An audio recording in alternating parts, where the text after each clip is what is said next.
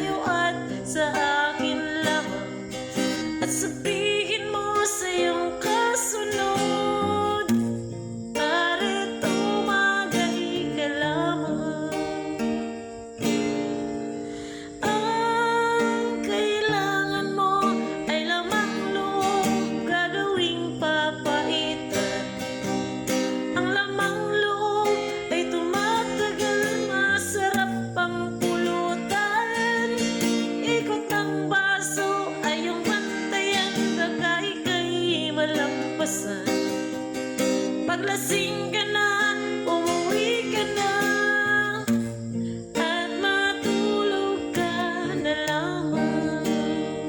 Bye-bye!